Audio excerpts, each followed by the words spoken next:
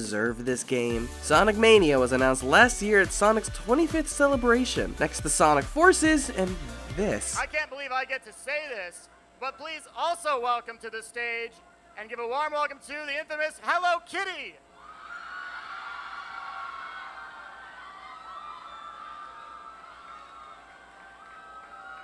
It was a game made by fans for fans. Rather than being developed by Sonic Team, Mania was developed by Christian Whitehead, better known as the Taxman online. He became famous for creating the Retro engine, which eventually became the definitive go-to for Sonic fans. The engine was even used to create an official port of Sonic CD for iPhone, Steam, and even consoles. He also brought along fellow fan game developer Stealth to help with ports of Sonic 1 and 2. And rather than going to port Sonic 3, they decided to make their own original project and present it to Sega. So Sega changed the title, gave them more funding, and allowed them to get a team of other Sonic fans to do everything from the music, level design, and even a badass animated intro in the loving style of Sonic CD. This is a game everybody was looking forward to. It's the first game in almost a decade to break the Sonic cycle. But now that it's out and actually is in our hands, how does it fare up? Well, that's what we're gonna find out.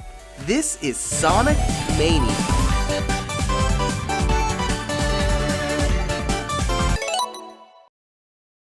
This game takes place after Sonic and Knuckles. After detecting a weird power from Angel Island, Sonic and Tails, or Knuckles if you go in that direction, are fighting through new and old stages to stop Robotnik and his new hard-boiled heavies from using it for their own evil purposes. Yeah, it's a 2D Sonic game, the story really does not matter. The whole point of this game was to evoke nostalgia from the classic Genesis games. It's supposed to be what you remember them being like from your childhood. Like, the number of frames in each animation is astounding for this kind of game. Everything is so fluid and perfect that I'm always amazed whenever I'm playing it. When I look back at my memories playing these games, this is what I remember, this is what I feel. Playing this made me feel like I was 7 again, and it was a darling reminder to my childhood. More specifically, how terrible I am at 2D Sonic. Despite my love of the franchise, I've really never been good at the games. The only game I've ever managed to beat was Sonic 2, and I've never been able to collect the Chaos Emeralds in any of the games. But Sonic Mania helps me deal with my absolute terribleness. Just like Sonic 3, the save feature puts you in the first act of the zone rather than making you lose your entire progress. Which is great for me since I can still suck ass at the game and not be disgustingly punished for it. It's not like my Sonic 1 and 2 days where I get really good at the first few levels of the game only to die on the same level over and over and over again. And the save feature is really nice because it's going to help me get the Chaos Emeralds pretty easily. Collecting the Chaos Emeralds involves playing through these special stages inspired by Sonic CD.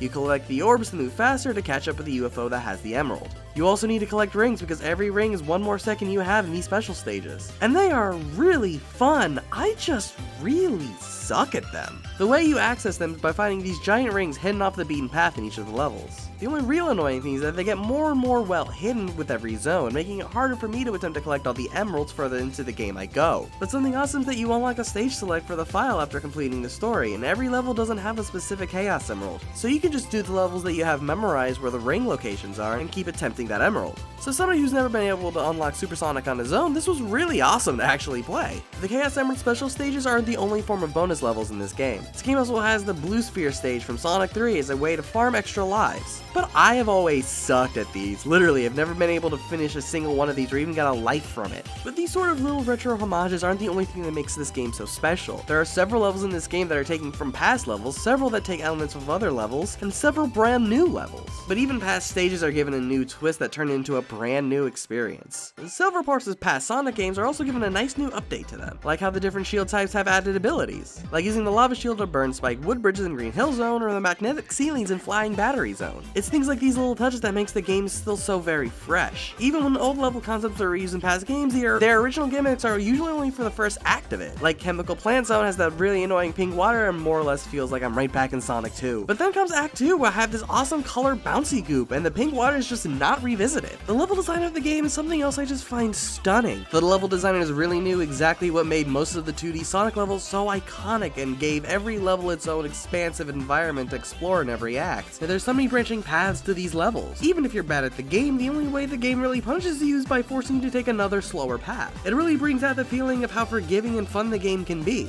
Like I said, I really suck at 2D Sonics. Not being constantly punished for falling and missing every single little obstacle makes me feel like if I fail at something, it's actually my fault. The only level that got on my nerves is the final zone, Titan Monarch. Don't get me wrong, the level was really fun, but the main issue was that it was so long. All the level gimmicks just started to feel repetitive after like the 9th minute, and sometimes I had to restart the level because there was a 10-minute time limit, and this was the only level where I feel all the gimmicks started to make me feel some burnout. Every level's gimmicks only last a single act, really, constantly switching up the gameplay style and continuously keeping you on your toes. The game also has 3 different styles of gameplay, depending on the character that you choose to run through. Sonic plays like he does in the classic Genesis days, utilizing different attacks depending on the type of shield he has. In addition to the classic spin dash, there's also the brand new drop dash, which is an awesome way to keep momentum going no matter what the obstacle is. While everyone has a natural design that was focused on speed, Tails and Knuckles have gameplay that geared more toward exploring the world in different ways. Tails goes through all of Sonic's levels, albeit with a lower top speed and the ability to fly for a short period of time. While it makes the level design easier to navigate, it does give you an alternative to just speeding through all the levels and explore the alternate paths that the level designers actually put in there. Knuckles plays just like he did in Sonic and Knuckles, and plays through alternate paths for each level, as well as having a nice little alternate story.